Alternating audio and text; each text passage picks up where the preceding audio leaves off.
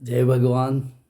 सभी मित्रों को शुभकामनाएं तो देता रहता हूँ, यही तो मेरा काम है।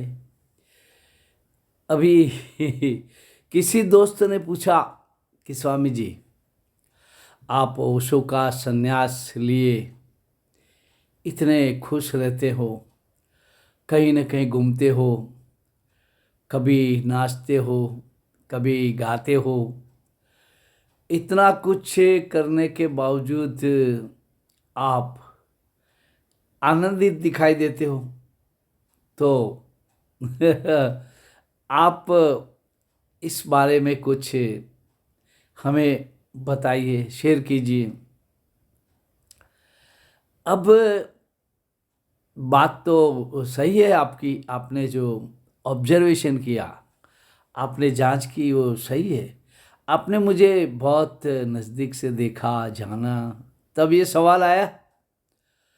तो सबसे पहली बात ये है कि मैं अकेला, बिल्कुल अकेला रहता हूँ।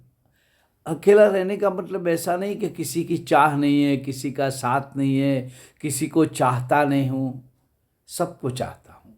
फिर भी मैंने ऐसा बना लिया है कि ध्यान करते करते करते करते धीरे धीरे थोड़ा स्वभाव में बदलाव आया कि बातें कम की जाए, लोगों से कम जुड़ा जाए, और जो बात अननेसेसरी है, जो बातें हमें कोई ताल्लुक ही नहीं है जिस बात से, वो बातों से मैं दूर रहता हूँ। समय मिलने पर ध्यान कर लेता हूँ। ध्यान कितने प्रकार के हैं। आपसे बात करता हूँ तो मैं एकदम मन से जुड़ जाता हूँ, सिर्फ आपसे ही हो जाता हूँ, एक ध्यान ध्यान ही हो जाता है, इस तरह की मेरी बात है। तो मैं ध्यान में रुचि रखता हूँ। खाने पीने में मेरा संतुलन है। जब खाना खाने बैठता हूँ तो देख लेता हूँ थाली में मुझे जो पसंद है, जितना पेट मांगता है इतना खा लेता हूँ।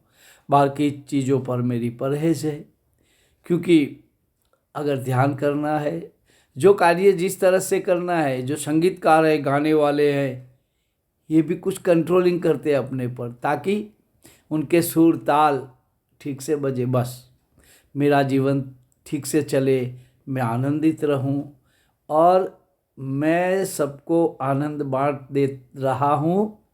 सबसे बड़ी बात है कि मेरी उपलब्धि है कि मुझे आनंद मिला है, मेरे भीतर आनंद का प्रागट्य हुआ है, तब तुम्हें खुशी मिल रही है।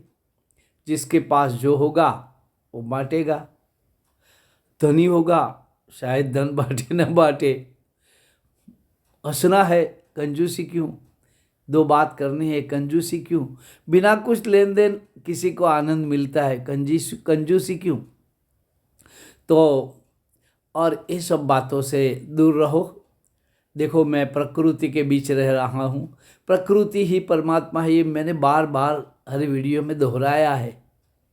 देखो, पूनम हो, अमास हो, ऐसे दिन में मैं विशिष्ट ध्यान प्रकार में जुड़ जाता हूँ। और जो लोग यहाँ सन्यासी आते हैं, इनको ध्यान सिखाता हूँ, तो मेरी यात्रा भी तो हो जाती है। यात्रा की दिशा बदल दी है तो मैं इतना खुश दिखाई देता हूँ। घर में होता, परिवार में होता, तो इनसे मेरा इतना ही ताल्लुक और प्यार होता, लेकिन कुछ ऐसे सांसारिक काम में उलझा होता, अर्रे की तरह। पैसे इकट्ठे करो, मकान, दुकान, गाड़ी, और न जाने क्या क्या इकट्ठा करो, इकट्ठा करो, जिंदगी भर इकट्ठा करो। मैं थोड़ा सा हट गया, कुछ इकट्ठा मत करो, कुछ भी इकट्ठा मत करो। जब हमारे में कहावत है कि खाने वाला ये सब दिया है तो अरे सही में मिल जाता है। मैं बड़े ऐश आराम से रह रहा हूँ।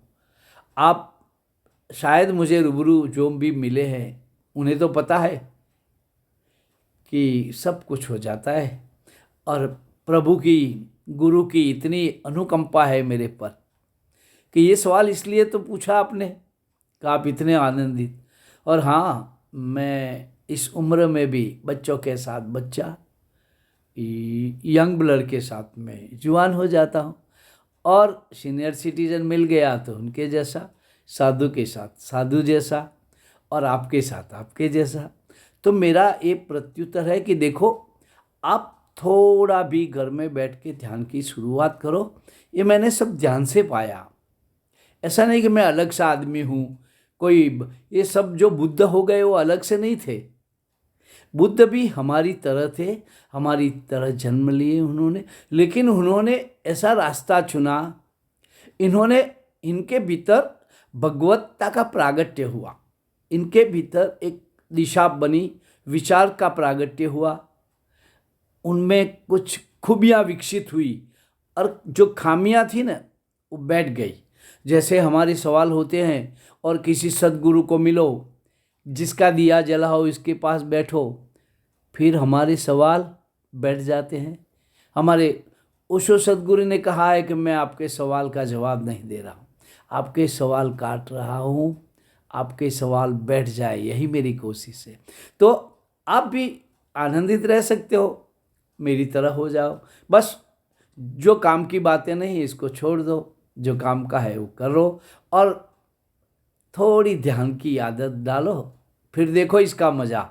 जब तुम बीज बोते हो तो फल होता है, पेड़ पत्ते, निखार आता है, आपके चेहरे पे निखार आएगा। सब आपको पूछेंगे जैसे आप पूछते हो कि भाई क्या बदलाहट आई, क्या बात है आखिर।